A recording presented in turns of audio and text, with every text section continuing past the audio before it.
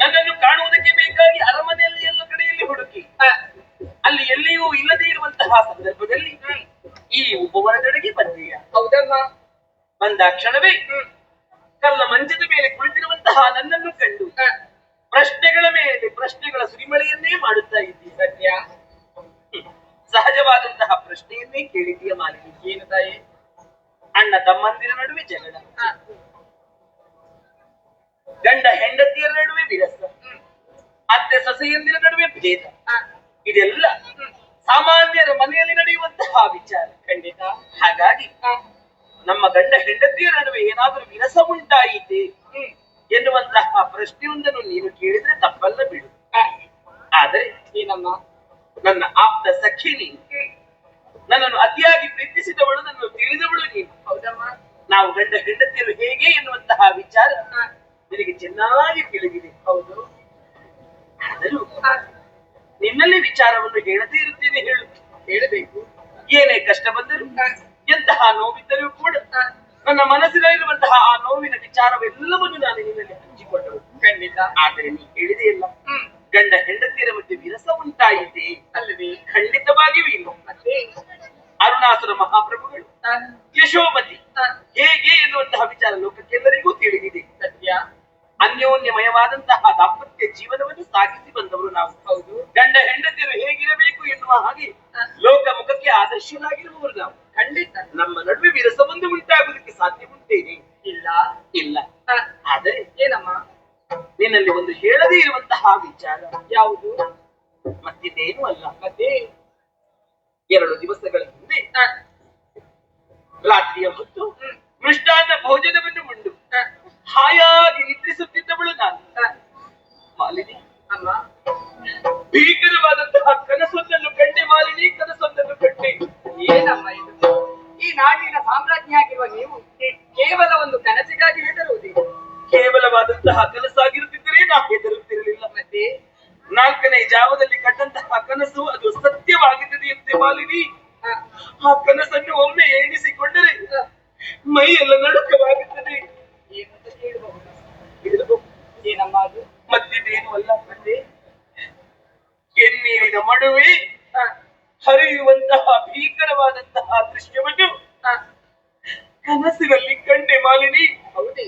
ಆ ಕೆನ್ನೀರಿನ ಮಡುವಿನಲ್ಲಿ ನನ್ನ ಪತಿದೇವರು ಕೊಚ್ಚಿಕೊಂಡು ಹೋಗುವಂತಹ ದೃಶ್ಯವನ್ನು ಕಂಡೆ ಮಾಲಿನಿ. ದೃಶ್ಯವನ್ನು ಕಂಡೆ. ಉಳಿಸುವುದಕ್ಕೆ ಪ್ರಯತ್ನ ಪಡೆದಿದ್ದೆ. ಪ್ರಯತ್ನವನ್ನು ಪಟ್ಟೆ. ಹೇಗೆ? ನನ್ನ ಬಲಗೈಯನ್ನು ಚಾಚಿದೆ ಮಗಳಿ. ಪರಿಣಾಮ ನನ್ನಿನಿಯ ನನ್ನನ್ನು ಬಿಟ್ಟು ದೂರ ಸರಿದರು ಮಾಲಿನಿ, ದೂರ ಸರಿದು ಬಿಟ್ಟರು. ಅಳಬೇಡಿದ್ದಾರೆ. ಕನಸಿನಲ್ಲಿ ಕಂಡದ್ದು ಎಲ್ಲವೂ ಕೂಡ ನಿಜವಾಗುವುದಿಲ್ಲ. ನಮ್ಮ ಹಣೆಯಲ್ಲಿ ಏನು ವಿಧಿ ಬರೆದಿರುತ್ತಾರೆ ಅದರ ಪ್ರಕಾರವೇ ಎಲ್ಲವೂ ನಡೆಯುವುದು. ನಾವು ನಂಬಿದ ದೇವ ನಮ್ಮ ಕೈ ಬಿಡಲಾರ. ಆತನ ಮೇಲೆ ಭಾರವನ್ನಿರಿಸಿ ನೆಮ್ಮದಿಯಿಂದ ಇರಿದ್ದಾರೆ. ಮಾಲಿನಿ, ಅಮ್ಮ, ಎಷ್ಟೋ ದಿವಸಗಳಿಂದ ನಿನ್ನನ್ನು ನಾನು ಗಮನಿಸುತ್ತಾ ಇದ್ದೇನೆ. ಹೌದು. ನಿನ್ನಲ್ಲಿ ಒಂದು ಪ್ರಶ್ನೆಯನ್ನು ಕೇಳಬೇಕಂತಿದ್ದೆ. ಒಂದಲ್ಲ ತಾಯಿ, 100 ಕೇಳಿ ನಾನು ಉತ್ತರಿಸುತ್ತೇನೆ. ಅರಮನೆಯಲ್ಲಿ ಇರುವಂತಹ ಸಂದರ್ಭದಲ್ಲಿ ನಿನ್ನ ಮುಖ ಭಾವವನ್ನೊಮ್ಮೆ ಕಂಡ್ರೆ ದುಃಖದ ಛಾಯೆ ನಿನ್ನ ಮುಖದಲ್ಲಿ ತುಂಬಿರುತ್ತದೆ. ಸರಿ. ಎಲ್ಲಿಗೂ ಹೋಗುತ್ತಿ, ಸ್ವಲ್ಪ ಹೊತ್ತು ಬಿಟ್ಟು ಮತ್ತೆ ಅರಮನೆಯನ್ನು ನೀನು ಬಂದು ಸೇರಿಸಿ ಬರುವಂತಹ ಸಂದರ್ಭದಲ್ಲಿ ನಗನಗದ ಸಂತೋಷದಿಂದ ಬರುತ್ತಿ. ನನ್ನಲ್ಲಿ ಹೇಳುವೆಯಾ, ನೀ ಹೋಗುವಂತಹ ತಾಣ ಯಾವುದು? ನಿನಗೆ ಸಂತೋಷವನ್ನು ಉಣಬಡಿಸುವವರು ಯಾರು? ಹೇಳಬಹುದೇ ಮಾಲಿನಿ? ನುಡಿಗೆ ಬೆಚ್ಚುತ್ತ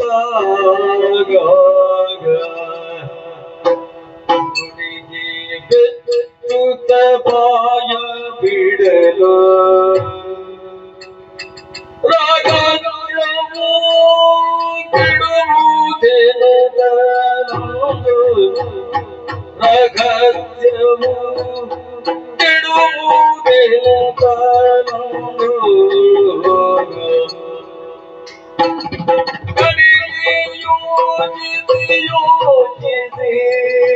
ಯೋಚಿಸಿ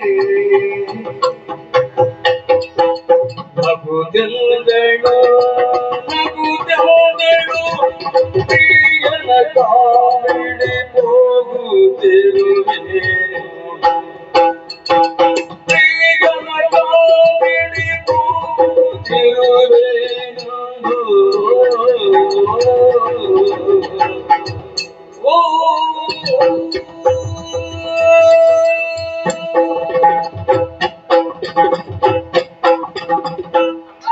ಮಾಲಿನಿ, ನಾನು ಈ ಅರಮನೆಯನ್ನು ಬಿಟ್ಟರೆ ನನ್ನ ಮನೆಗೆ ಹೋಗುತ್ತೇನೆ ತಾಯಿ.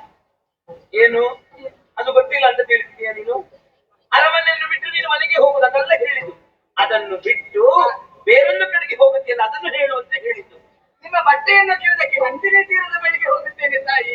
ಅಯ್ಯೋ, ಏನಮ್ಮ? ಆಳುಗಳನ್ನು ಕಳುಹಿಸಿಕೊಟ್ರೆ ನೀನು ಅಲ್ಲಿ ಇರುವುದೇ ಇಲ್ಲವಂತೆ. ಅದಲ್ಲ ಅಮ್ಮ, ನನಗೆ ಮನಸ್ಸೇ ಹೋದದ್ದು. ನಾನು ಈ ಉಪವನಕ್ಕೆ ಬರುವುದು ತಾಯಿ. ಉಪವನ? ಹಾ. ಅಲ್ಲಿಗೂ ಆಳುಗಳನ್ನು ಅಟ್ಟಿದ್ರೆ ನೀನು ಇಲ್ಲಿ ಇರುವುದಿಲ್ಲವಂತೆ, ಎಲ್ಲಿಯೋ ಒಂದು ಕಡೆ ಇರ್ತಿಯಂತೆ. ಅಮ್ಮ, ನಾನು ಹೇಳುತ್ತೇನೆ, ನೀವು ಬೈಯಬಾರದು. ನೀ ಅದು ಅಲ್ಲ ಇದು ಅಲ್ಲ ಅಂತ ಹೇಳಿ ಉತ್ತರವನ್ನು ಸಾಗಾಟ ಮಾಡುದ? ಅಲ್ಲಲ್ಲ ಮತ್ತೆ ಅಮ್ಮ, ನಾನು ಹೇಳುತ್ತಿದ್ದೆ, ಅದು ಹೇಗೆ ಹೇಳುವುದಂತ ಸ್ವಲ್ಪ ಯೋಚನೆ. ಓ, ಅದು ನಾಚಿಕೆಯ ವಿಷಯವಾ? ಆಹಾ, ನಾನು ಬೈಯುವುದಿಲ್ಲ, ಹೇಳು. ನೀವು ಹೊಡೆಯಬಾರದು. ಯಾವುದಕ್ಕೆ? ಅಲ್ಲ, ಹೇಳಿದ ವಿಷಯ ಕೇಳಿ. ಹೊಡೆಯುವುದಿಲ್ಲ. ನಾನು ನಾನು ನೀನು ನನ್ನ ಪ್ರಿಯ ಒಂದಾದ ದುಡ್ಡು ಎರಡಾದ ಜನ ಕೆಟ್ಟವಳೆ. ಪ್ರಿಯಕರ? ಯಾರವನು ಪ್ರಿಯಕರ? ಎಲ್ಲಿದ್ದಾನೆ ಅವನು? ನೋಡ, ನನ್ನ ಕಣ್ಣ ಮುಂಭಾಗದ ಮೇಲೆ ತಂದು ನಿಲ್ಲಿಸವನನ್ನು ಪ್ರಿಯಕರ ಅಂತೆ. ಪ್ರಿಯಕರ? ಆಹಾ, ಒಂದು ಅವಳ ಪ್ರಶ್ನೆ ಕೇಳಿದ್ರೆ ಸರಿಯಾಗಿ ಉತ್ತರ ಕೊಡುದಿಲ್ಲ ಅವಳು. ಸುಳ್ಳು ಹೇಳ್ತೀನಿ ನೀನು? ಇಲ್ಲಮ್ಮ, ಸತ್ಯ ತಾಯಿ. ಯಾವುದು ಸತ್ಯ? ಪ್ರಿಯಕರ? ಇಷ್ಟರವರೆಗೆ ನಾನು ಕಾಣದಿದ್ದಂತಹ ಪ್ರಿಯಕರ ಯಾರವನು? ಸತ್ಯ ಹೇಳುದಿಲ್ಲ? ಬೇರೆ ಎಲ್ಲಿಗೂ ಹೋಗುವುದಿಲ್ಲ ತಾಯಿ. ಸತ್ಯ ಹೇಳುದಿಲ್ಲ? ಸತ್ಯವೇ ತಾಯಿ. 100 ಮಾತಿಗೂ ಸತ್ಯವಿಯಾ? ಇದು ಸತ್ಯ. ಹಾಗಾಗಿ ನೀನು ಒಂದು ಅರೆ ಕ್ಷಣ ಈ ಅರಮನೆಯಲ್ಲಿ ಇರಕೂಡದು. ಎಲ್ಲಿಗಾದ್ರೂ ಪ್ರಿಯಕರ ಅಂತೆ. ಪ್ರಿಯಕರ ಈವರೆಗೆ ಆಶ್ರಯವಾಗಿದ್ದಂತಹ ಅಮ್ಮನಿಗೆ ನಾ ಬೇಡವಾಗಿತ್ತು. ಹಾರುವ ಹಕ್ಕಿಗೆ ಅದೆಷ್ಟೋ ಮರದ ಕೊಂಬೆಗಳ ಆಸರೆ ಇರುತ್ತದೆ. ಮಾಲಿನಿ ಹೋಗುತ್ತಾಳಂತ. ಇಲ್ಲ, ಎಲ್ಲಿಗೆ ಹೋಗುತ್ತಿ? ಹೋಗುವುದಕ್ಕಿಂತ ಮುಂಚಿತವಾಗಿ ನಿನಗೆ ಪ್ರೀತಿಯ ದ್ಯೋತಕವಾಗಿ ನಾನು ಮುತ್ತಿನ ಹಾರವನ್ನು ಕೊಟ್ಟಿದ್ದೇನಲ್ವಾ? ಆ ಮುತ್ತಿನ ಹಾರವನ್ನು ಇಲ್ಲಿಟ್ಟು ಆಮೇಲೆ ಹೋಗು. ಅಮ್ಮನಿಗೆ ನಾನೇ ಬೇಡವೆಂದ ಮೇಲೆ ನೀವು ಕೊಟ್ಟಿರುವ ಈ ಮುತ್ತಿನ ಹಾರ ನನಗೆ ಯಾಕಮ್ಮ? ಇನ್ನು ಪ್ರಿಯಕರ ತೆಗೆಸಿಕೊಡ್ತಾನೆ. ಹೋಗು.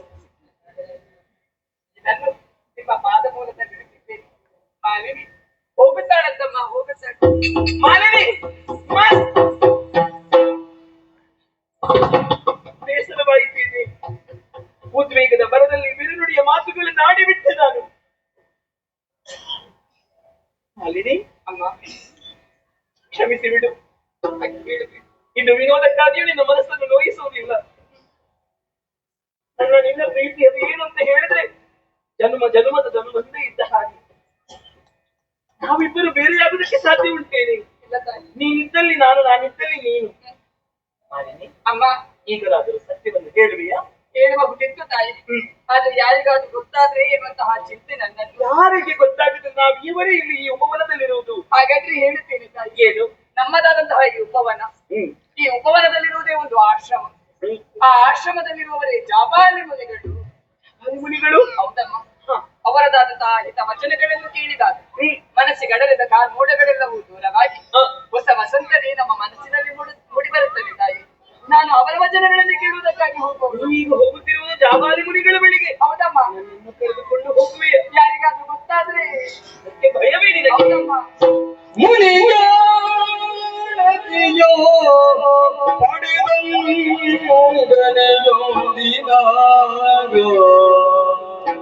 ಮುನಿಯೋ ಪಡೆದಂಗನೆಯೊಂದಿನ ಧವಳವರ್ಣ ಅಶ್ವಗಳೆರಡು ಅಣಿಗಳಿದೆ ವಿಗಾರವಾತಗೆನುತ ಅರಸಿ ವೆರಸಿ ಗುಡಿದದು ಆಶ್ರಮ ಕೈದಲು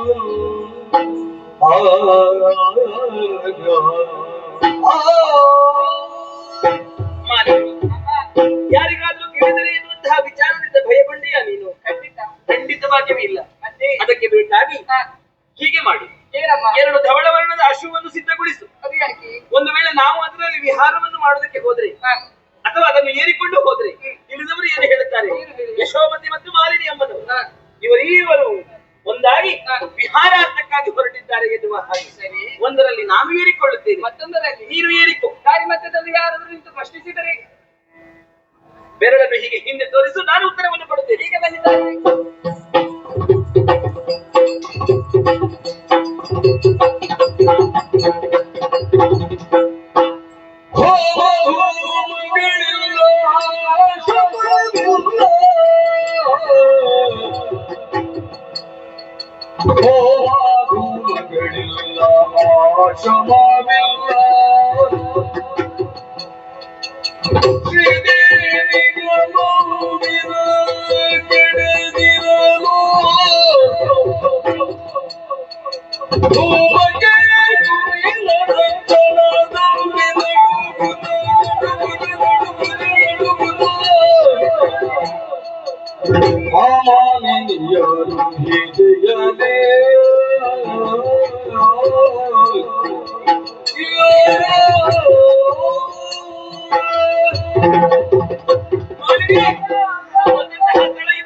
ಏನು ಅನಾಹುತ ನಮಗೆ ಕಾದಿದೆ. ಒಂದು ವೇಳೆ ಇಲ್ಲಿ ನಿಂತೆವು ಎಂದಾದ್ರೆ ಅಮ್ಮ ಎನ್ನುವುದು ಖಂಡಿತ ಬುದ್ಧಿ ಹೋಗೋಣ. ನಾವು ಬರಬೇಕಾದಲ್ಲಿಗೆ ಬಂದಿದ್ದೀವಿ. ಮತ್ತೆ ಯಾಕೆ ಹೀಗಿದೆ? ಒಂದು ಅರ್ಥವಾಗುತ್ತಾ ಇಲ್ಲ. ನಿತ್ಯವೂ ನಾ ಈ ಆಶ್ರಮಕ್ಕೆ ಬರುವಾಗ ಎಲ್ಲವೂ ಕೂಡ ಚೆನ್ನಾಗಿ ಇತ್ತು ತಾಯಿ. ಆದರೆ ಇಂದಿನ ದಿವಸ ಎಲ್ಲವೂ ಕೂಡ ಭಯ ಹುಟ್ಟಿಸುವ ತೆರದಿ ನನಗೆ ಕಾಣುತ್ತಾ ಇದೆ. ಯಾವುದನ್ನು ನಿರೀಕ್ಷೆ ಇಟ್ಟು ಬಂದಿದ್ದೇನೋ ಅದೆಲ್ಲವೂ ಕೂಡ ವಿರುದ್ಧವಾಗಿ ನನಗೆ ಭಾಸವಾಗುತ್ತಾ ಇದೆ. ಇದೆಲ್ಲ ಯಾಕೆ? ಈ ಆಶ್ರಮ ಈ ರೀತಿಯಾಗಿ ಯಾಕಾಯಿತು? ಯಾರಲ್ಲಿ ಕೇಳದು? ಯಾರಲ್ಲಿ ಕೇಳದು? ಗುರುದೇವ, ಗುರುದೇವ, ಗುರುದೇವನು ಕಾಣಿಸುತ್ತಾ ಇರುವಲ್ಲ. ಕೇಳೇ ಬಳಿಯ ಗೌಗರದಿಂದ ಜಾಲೆ ಬರುತ್ತಾ ತಲಾಳೆ ಮಗಳೇ ಕಾರ್ಯವು ಮಿಂಚಿದ ಮೇಲೆ ಪದವಾಗುವುದೆಲ್ಲ ಮಾಲೆಯುವೋ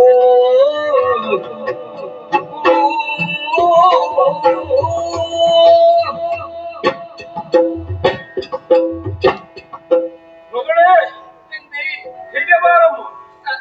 ಗುರುದೇವ ಎನ್ನುವಂತ ಧ್ವನಿಯನ್ನು ಕೇಳಿದ ಕೆಲವು ನೀನೊಂದೇ ತಿಳಿದು ಗೃಹ ಒಳಗಿನಿಂದ ಹೊರಬಂದು ನೋಡುತ್ತೇನೆ. ಬಹಳ ದುಃಖಿತಳು ನೀನಾಗಿದ್ದಿ. ಗಾಯ ಮಿಂಚಿದ ಹೊತ್ತು ಮೀರಿದ ಮೇಲೆ ನೀನಾದ್ರೂ ಯಾಕೆ ಬಂದೆಯೋ?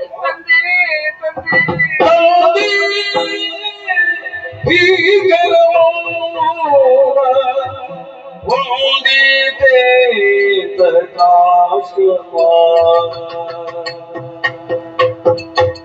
ತಂದೆ ಭೀಕರ ಮೂಲ ವಂದಿತೆ ತಥಾಶ್ರಮ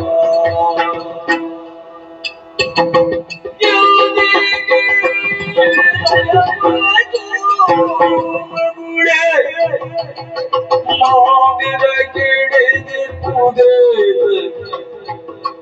ಮಾವಿನ ಗಿಡದಿಪ್ಪುದೇ ಕಾಮಗಿಂದ ಕಂದರದಾಶಯವಿಂದ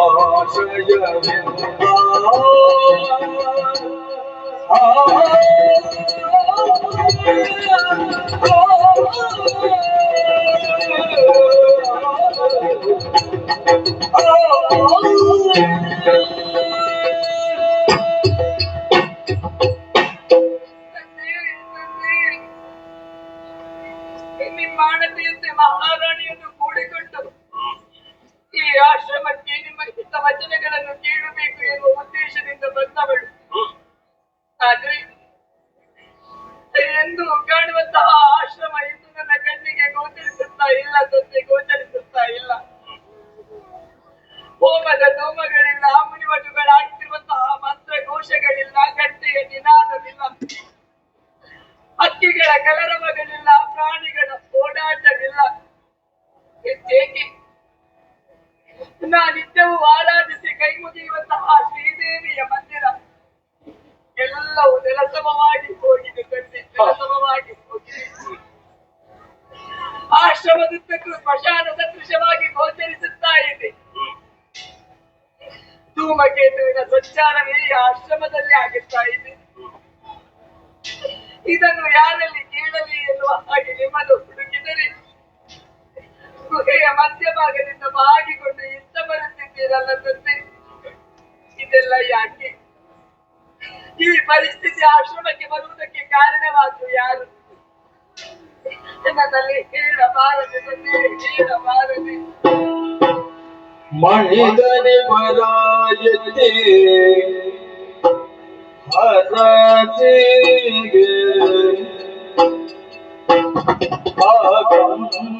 ಆಗಂಬರಿಯೋ ಕೈಯೆಂದು ರಸೆ ಮುನಿಜೋದ ಕೇಳು ರಾಣಿಗಳು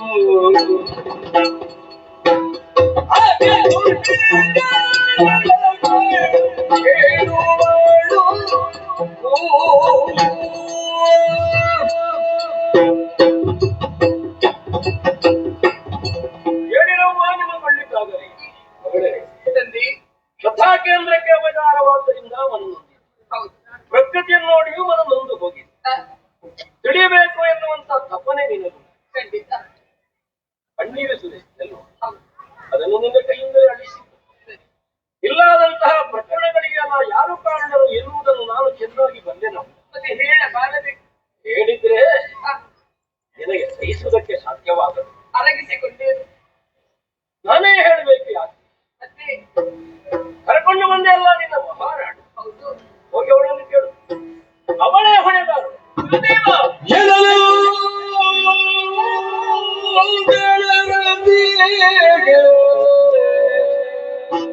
ಇಂತೊರೆದು ನೋಯಿಸಲೇ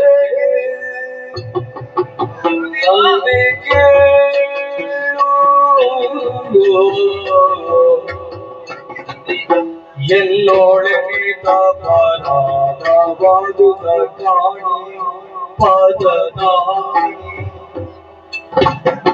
ಎಲ್ಲೋಳೆ ತಪರಾಧವಾದುದ ಕಾಣಿ ಪದನಾಣಿ ತಂದೆ ಕೇಳು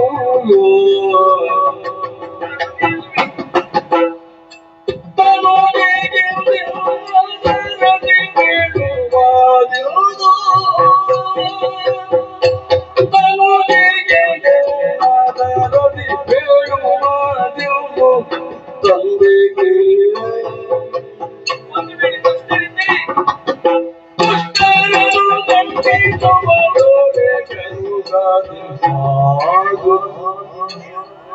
ದುಷ್ಟರನ್ನು ದಂಡಿಸುವ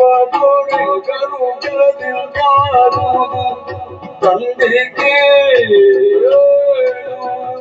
ತಂದೆಗೆ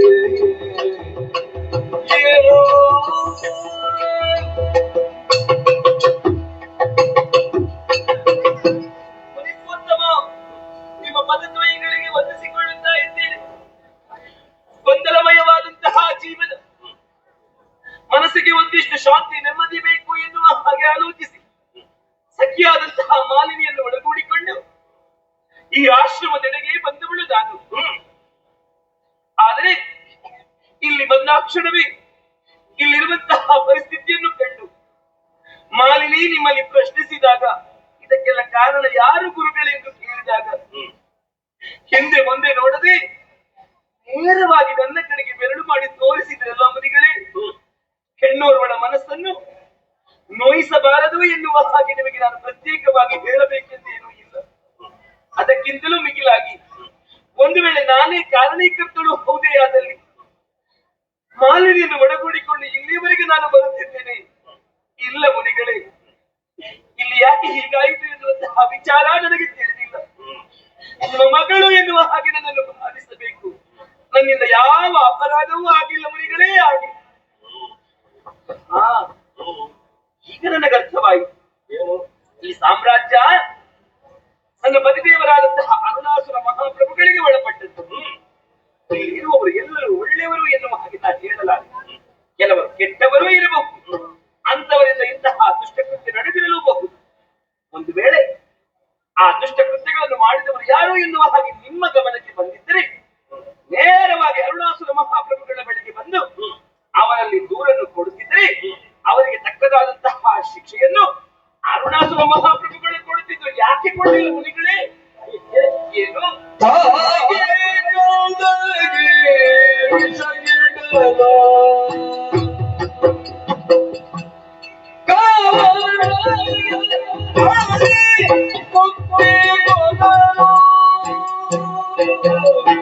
ಕಾಯುವುದುಂಟೆ ಈ ಜಗದಿ ಇನ್ನು ಕಾಯತಿ ವಯನೆದ್ದು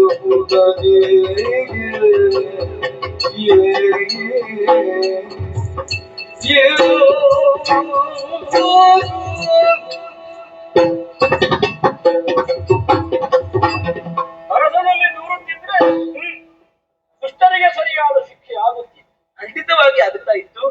ನಿನ್ನ ವಿಶ್ವಾಸ ದೊಡ್ಡದು. ಏನು ನವಮಾಸ ಪರ್ಯಂತದನ್ನ ಗರ್ಭದಲ್ಲಿ ಧರಿಸಿ 10ನೆಯ ಮಾಸದಲ್ಲಿ ಪ್ರಸವಿಸಿದಂತಹ ತಾಯಿಯೇ ತನ್ನ ಹೆತ್ತರ್ಭಕನಿಗೆ ಹಾಲಿನ ಬದಲು ವಿಷವನ್ನು ಕೊಟ್ಟರೆ ಅವಳು ತಾಯಿಯಲ್ಲ ಮುನಿಗಳೇ, ಅವಳು ಮಾರಿ ಬಿತ್ತಿದಂತಹ ಬೀಜವನ್ನು ಭೂಮಿಯೇ ನುಂಗುವುದಕ್ಕೆ ತೊಡಗಿದ್ರೆ ಆ ಭೂಮಿ ಇದ್ದಾದ್ರೆ ಏನು ಪ್ರಯೋಜನ? ರಕ್ಷಣೆಗಿಕ್ಕಿದಂತಹ ಬೇಲಿ ಎದ್ದು ಭಕ್ಷಿಸುವುದಕ್ಕೆ ಮನ ಮಾಡಿದ್ರು. ಬೇಲಿ ಹಾಕಿಯೇ ಪ್ರಯೋಜನ ಇಲ್ಲ ಮುನಿಗಳೇ. ಕರೆಗೆ ಮೇಕಲೆಯೋ ಪಾಡುವಂತಹ ಸಾಗರವೇ ಎದ್ದು ಎಲ್ಲವನ್ನು ಮುಳುಗಿಸ್ತೀವಿ ಅಂತ ಮುಂದೆ ಬಂದ್ರೆ ಏನುಂಟಮ್ಮ ಪರಿಹಾರ?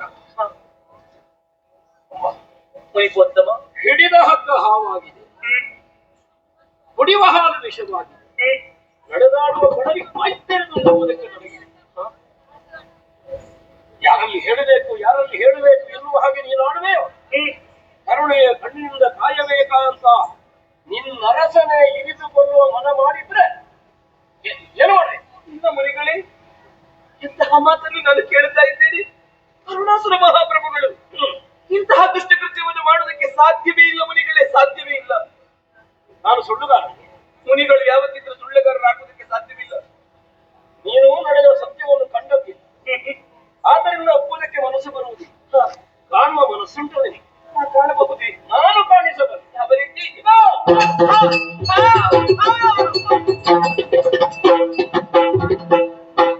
ಅಮ್ಮನಿಗೆ ಏನಾಯಿತು?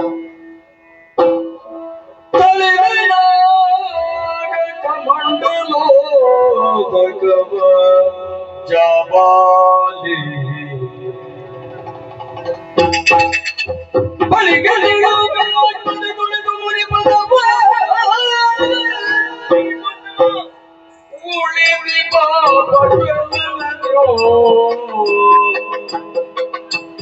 ಪತಿಯಳಿದ ತಂದದೆ ತಲೆ ಕೊಡುವೆ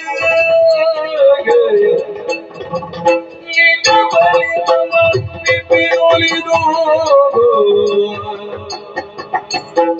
ಅವತಿಯಳರು ಹರಸುವುದೇನು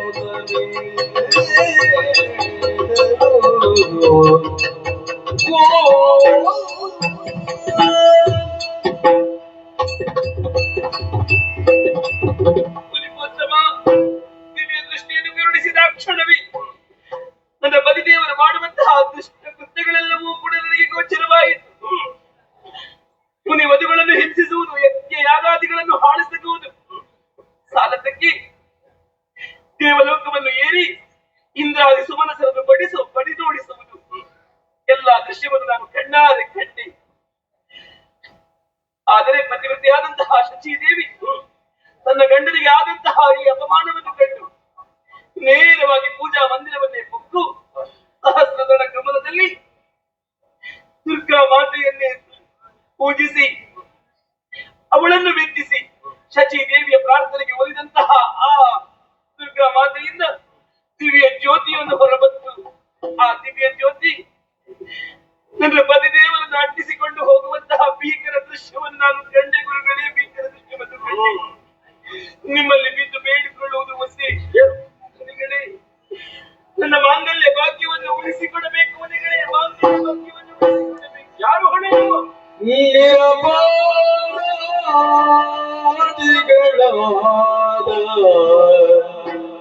ಸಜ್ಜನ ಬಲಿಯಾಗಿ ದತ್ತರು ಶಿರಪದಕ್ಕೆ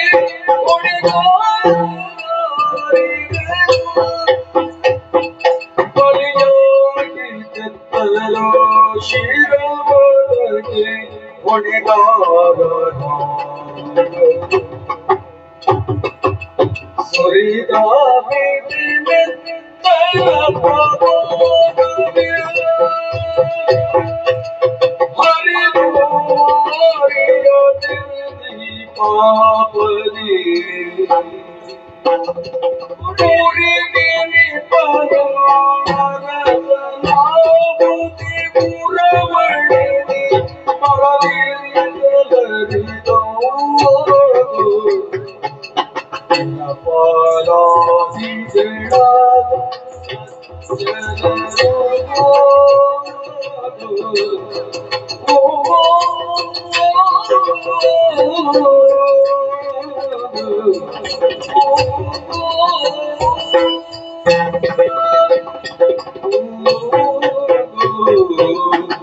ನಿನ್ನವರಿಂದಾಗಿ ಹೋದಂತಹ ಘಟನೆಗಳ ಪರಿಣಾಮ ಏನು? ನಿನಗೆಷ್ಟು ಬಾಧೆಯನ್ನು ಪಟ್ಟಿತ್ತು ಎನ್ನುವುದನ್ನು ತಿಳಿದಂತಹ ನೀನು ಕಣ್ಣೀರನ್ನು ಹರಿಸುವ ಮೂಲಕವಾಗಿ ಬೇಡುವುದಕ್ಕೆ ಹೊರಟೆ ಅಲ್ವಾ? ಹೌದು ಮುನಿಗಳೇ. ಸ್ವಾರ್ಥ ಚಿಂತನೆಯಿಂದ ಇಲ್ಲ, ಯೋಚಿಸ. ರಾಜಾಯವರಿಗೆಲ್ಲ ಅರಸರು ತಂದೆಯ ಸಮಾನ ಎನ್ನಿಸಿಕೊಳ್ತಾನೆ. ಮಹಾರಾಜ್ಞಿಯಾದವಳು ತಾಯಿಯಾಗುತ್ತಾಳಲ್ವಿ? ಯಾವ ತಾಯಿ ತಾನು ತನ್ನ ಮಕ್ಕಳಿಂದ ಸೌಭಾಗ್ಯವನ್ನು ವಂಚಿಸಲ್ಪಡಬೇಕು, ಹರಿದು ಹೋಗಬೇಕು ಅಂತ ಯೋಚಿಸ್ತಾಳೆ? ಖಂಡಿತ ಇಲ್ಲ ನೀನು ನೋಡಿದೆ ಅಲ್ಲ ನೀನು, ಎಷ್ಟು ಮಂದಿಗಳ ಕಗ್ಗೊಲೆಯಾಗಿ ಹೋಗಿದೆ. ಅಪರಾಧಿಗಳೇ ಕಾಲೋಚಿತವಾಗಿ ಮರಣವನ್ನು ಹೊಂದಿದರೆ ಯಾರ ರಕ್ಷಣೆಗಾದ ಪ್ರಾಣಾರ್ಪಣೆಯನ್ನು ಮಾಡಿದೆ. ನಿರಪರಾಧಿಗಳಮ್ಮ, ಪರಮ ಸಜ್ಜನಿಗಳು, ತನ್ನ ಸ್ವಾರ್ಥಕ್ಕಾಗಿ ಅವರೆಲ್ಲರ ಕತ್ತನ್ನು ಕತ್ತರಿಸಲಾಗಿದೆ. ಸಜ್ಜನರ ಶಿರಸನ್ನು ಕತ್ತರಿಸಿದಂತಹ ಸುರಿದಂತಹ ರಕ್ತ ಪ್ರವಾಹವು ನೀನು ಕಂಡ ಜ್ಯೋತಿ ಹರಿದು ಸರಿದು ಉರವಣಿಸಿ ಬರುತ್ತಾವು. ಯಾಕೆ ಗೊತ್ತು? ಯಾಕೆ ಅಪಕೃತ್ಯವನ್ನು ಸಿಗುವ ಮೂಲಕವಾಗಿ ಲೋಕದ ದೃಷ್ಟಿಯಲ್ಲಿ ಕುರಿ ಸಮಾನನಾದ ನಿನ್ನ ಅರಸನನ್ನು ಕೊನೆಗೊಳ್ಳುವುದಕ್ಕಾಗಿ ತಡೆಯುವವರು ಇದ್ದಾರೆ. ನಾ ಸಾಧ್ಯವಲ್ಲ ಮುನಿಗಳೇ.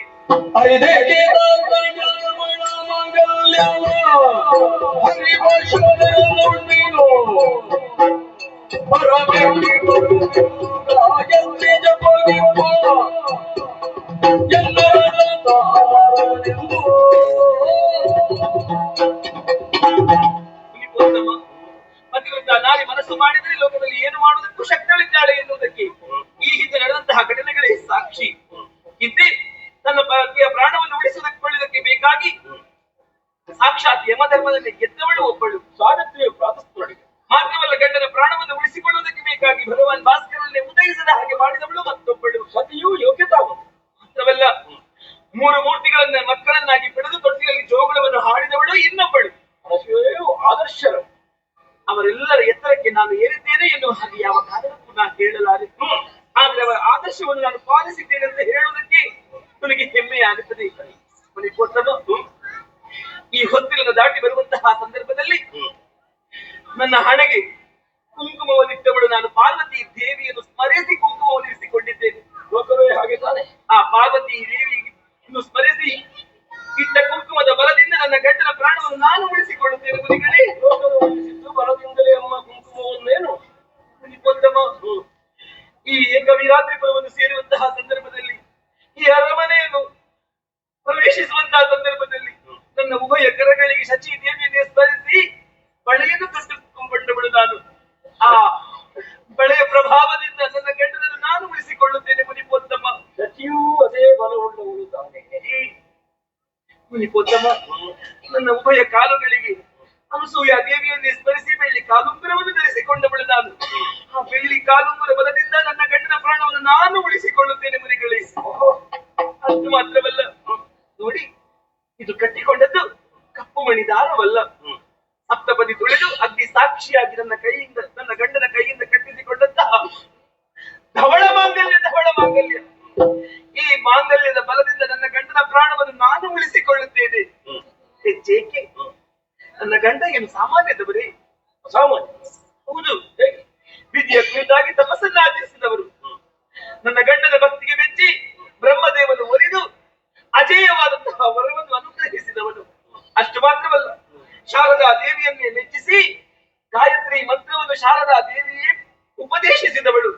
ತ್ರಿಕಾಲದಲ್ಲಿಯೂ ಗಾಯತ್ರಿ ಮಂತ್ರವನ್ನು ಪಠಿಸುತ್ತಾರೆ. ಬ್ರಹ್ಮದೇವನ ವರಬಲ, ಗಾಯತ್ರಿ ಮಂತ್ರದ ಬಲ, ನನ್ನ ಪಾತಿವೃತ್ಯದ ಬಲ, ಇದೆಲ್ಲ ಇರುವಾಗ ನನ್ನ ಗಂಡ ಅಮರರಲ್ವೇ ಮುನಿಗಳೇ? ನನ್ನ ಗಂಡ ಅಮರರಲ್ವೇ? ಪ್ರಶ್ನೆ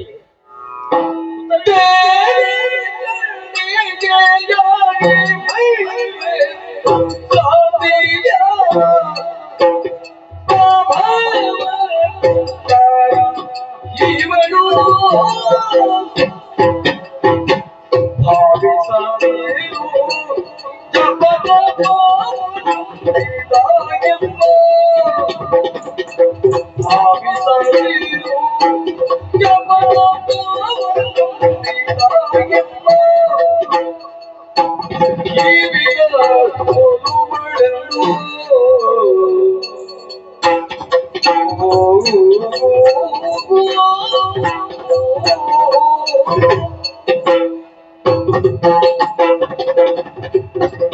ಪ್ರಶ್ನೆ ಏನಮ್ಮ? ಪ್ರಶ್ನೆ ಅಂದ ಮೇಲೆ ಉತ್ತರ ಇರಲೇಬೇಕಲ್ಲ. ಏನದು? ಇದೆ, ನಾನು ಉತ್ತರಿಸಲಾರೆ. ಮತ್ತೆ ಉತ್ತರಿಸಬೇಕಾದಂತ ಅಧಿಕಾರಿಗಳು ಕಾಲಸಿದ್ಧವಾದ ಕಾಲಕ್ಕೆ